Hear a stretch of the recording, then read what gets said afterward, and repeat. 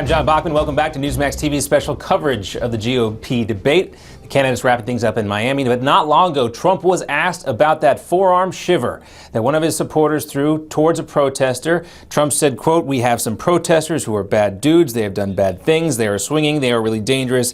And they get there and start hitting people." He also says he does not condone this incident. Rakeem Jones is the man you see being escorted out of a rally in Fayetteville, North Carolina, when he was sucker punched with that elbow there. 78-year-old John McGraw has now been charged with assault and disorderly conduct in this incident. Here's what Mr. Jones had to say when asked about Donald Trump's involvement in the assault.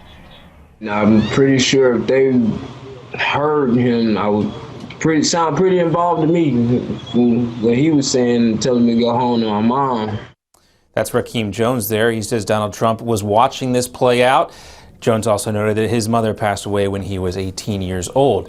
Did that play in the public interest in tonight's GOP debate? Let's take a look at which Republican candidates were coming the most during internet search traffic. Donald Trump dominating the search in the Sunshine State. Perhaps not the best sign for Marco Rubio. He wants to get a lot of traffic on him as well, though he does have more internet interest than Ted Cruz. And what are people asking about Marco Rubio?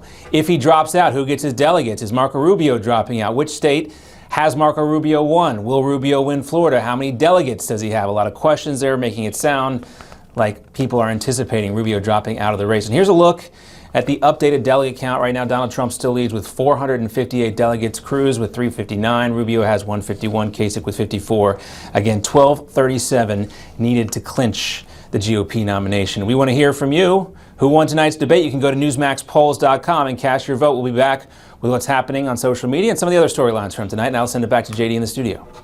All right, John, we appreciate you monitoring what is happening in terms of the internet and what our viewers have to say. And we will bring you back as events warrant and a bit later in our coverage. Let me welcome back Jennifer Burke from Mesa, Arizona. She is the editor-in-chief of Politistick.com, an interesting website you might want to check out.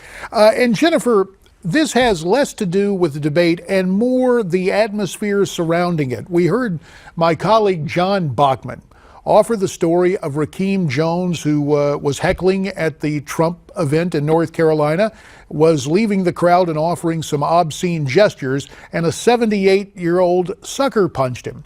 That seemed to be all the talk tonight in the pre-debate program on CNN.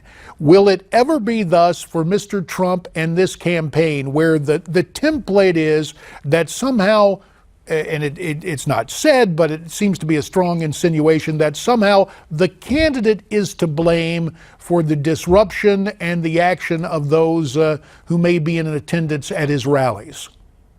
Well, one thing I can say, actually, when I heard that news report, I thought about, and I had forgotten about this or didn't hear it until I listened to him again the other day. But at one rally, after there was a protester that was taken out, Donald Trump did say, there was a time, back in the day where people like that would be taken out in stretchers.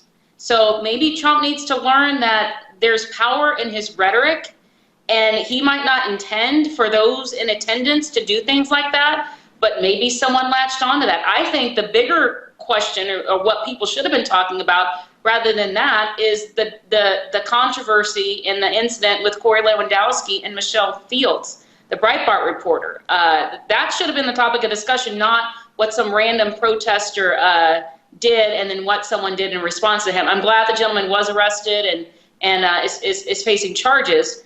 Because there's a way there are people there to deal with things like that. And eventually, we've had things like this happen at a few different rallies. Something's going to get out of hand is what concerns me.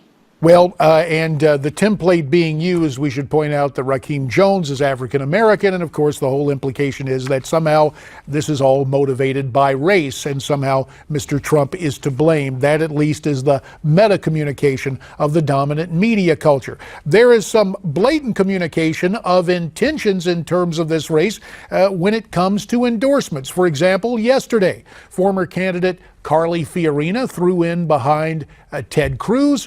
And today, one of the fellow senators of Ted Cruz, Mike Lee of Utah, formally announced that he was behind his colleague from Texas. Let's listen and look at what Mike Lee had to say today. It's time, my fellow Americans, and in particular today, my fellow Republicans, to unite behind one candidate. That candidate is Ted Cruz. And so it's official now. No longer can opponents say, well, gee, Ted, where are all your friends in the Senate? Jennifer, we've got about a minute for you to comment on Mike Lee, his conservative bona fides, and what his endorsement means for Senator Cruz. You know, Mike Lee has the best conservative review record there is at 100%. He is Tea Party through and through, constitutional lawyer. I think this means a lot. You know, that narrative is now gone that, you know, where is Mike Lee? Why hasn't your best friend in the Senate endorsed you? I think it's a powerful endorsement for grassroots conservatives, and I'm glad Lee finally took a stand. I know he's friends with Rubio and Cruz, but maybe he's come to admit to himself that Rubio really has no path in this election with the way things have been going for him. So kudos to Mike Lee for making a decision and becoming vocal about it. And of course, Mike Lee offering the endorsement just a short time before tonight's debate. Jennifer, we thank you very much. Stand by right there. And let me turn to those of you who may be watching us at home or in front of your computer. Who do you think won the debate tonight? We'd very much like to know who you think pulled it off. And the way you let us know who your choice is to go to newsmaxpolls.com. That's newsmaxpolls.com. So Mike Lee's endorsement today for Ted Cruz, Dr. Ben Carson with his endorsement of Donald Trump tomorrow. When we come back, have rumors of Marco Rubio's demise been greatly exaggerated? We'll talk about